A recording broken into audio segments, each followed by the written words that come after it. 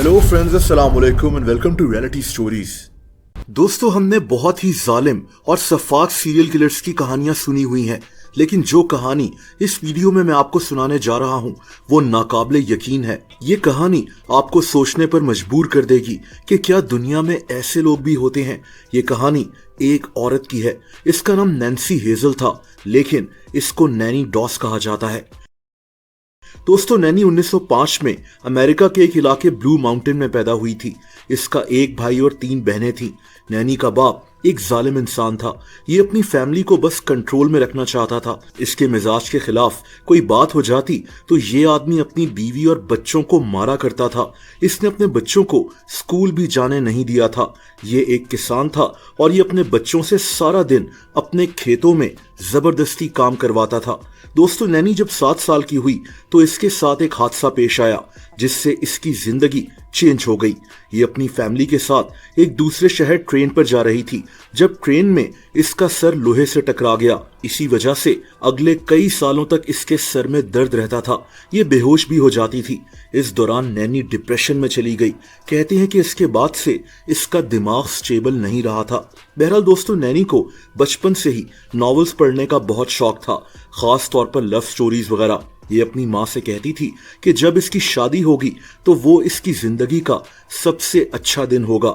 लेकिन दोस्तों, आगे क्या होने वाला था वो सुनकर आप दंग रह जाएंगे।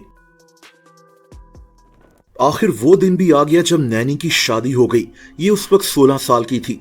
इसके शौहर का नाम चार्ली ब्रैक्स था। चार्ली अपनी माँ के साथ रहता था।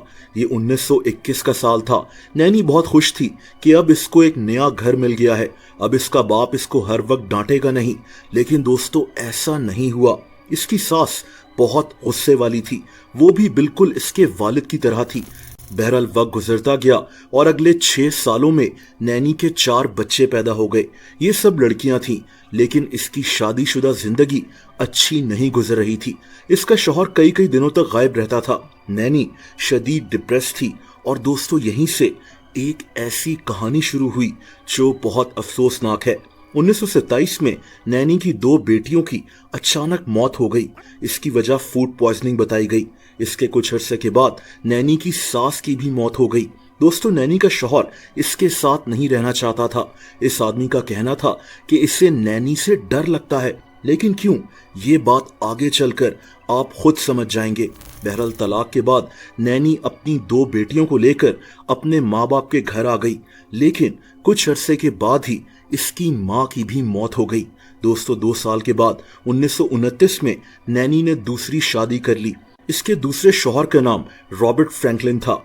अगले 16 साल तक नैनी इसी रिश्ते में रही और फिर इसकी रॉबर्ट से भी तलाक हो गई।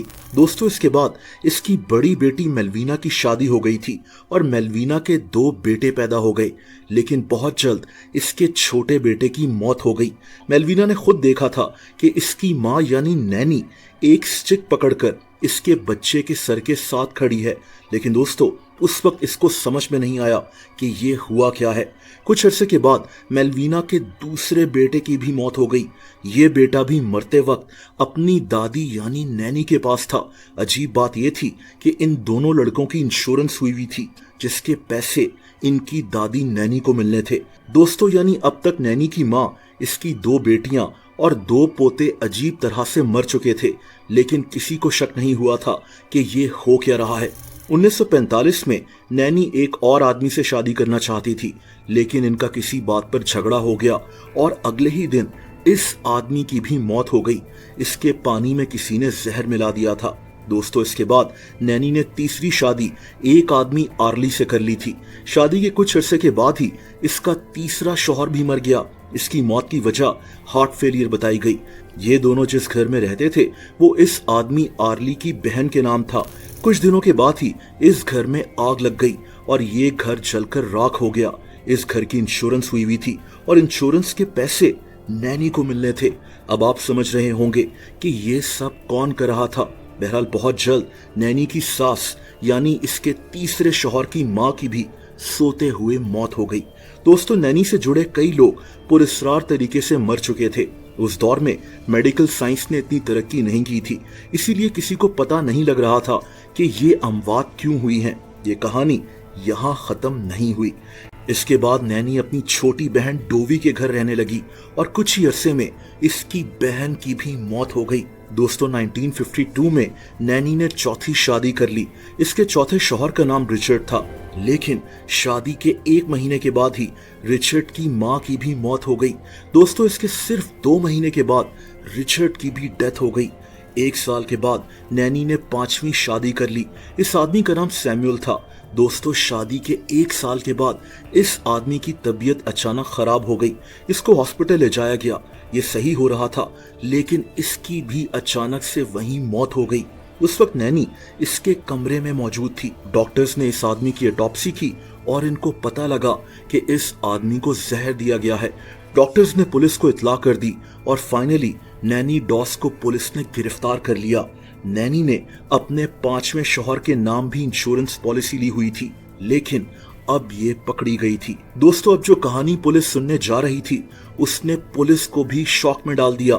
नैनी ने पुलिस को बताया कि इसने अपनी ही मां को, अपने 4 शौहरों को, अपनी बहन को, अपने पोतों को और अपनी सासों को कत्ल किया है। इसने अपनी ही फैमिली के 11 लोगों को कत्ल किया था, किसी को इंश्योरेंस के पैसों के लिए और किसी को बस गुस्से में आकर। ये केस इतना शॉकिंग था कि उस वक्त ये कहानी पूरे अमेरिका में एक बहुत बड़ी हेडलाइन बन गई थी। अजीब बात यह भी थी कि इस औरत को देखकर लगता ही नहीं था कि ये इतने भयानक जराइम कर सकती है, क्योंकि ये हर वक्त मुस्कुराती रहती थी। तभी इसका नाम गिगली ग्रैनी रखा गया था, यानी एक हंसती हुई बूढ़ी औरत। बहरहाल इसको सजाए मौत दी जानी थी, लेकिन जिस अमेरिकन स्टेट में ये थी यानी ओक्लाहोमा में, वहां औरतों को फांसी नहीं दी जाती थी और तभी ये सजाए मौत से बच गई। लेकिन इसको सारी उम्र के लिए जेल भेज दिया गया। इसकी जेल में ही 1965 में मौत हो गई थी, लेकिन इसको आज भी तारीख की सबसे बदतरीन सीरियल किलर्स में से एक कहा जाता है। How old were you when you first got married? 16, And how many times were you married? 5. Why are you in the penitentiary now? All the claims I killed my husband. How long would you be in prison? Well, I spent it for life. Would you ever get out? I hope. What would you do if you get out? I would take my daughter's children and put them all 4 together and try to raise them. What sort of a living would you try to make? What would you do? Well, I don't know anything except in housekeeping and farm work. दोस्तों अगर आप मुझे Instagram पर follow करना चाहें तो उसका link नीचे डिस्क्रिप्शन में मौजूद है।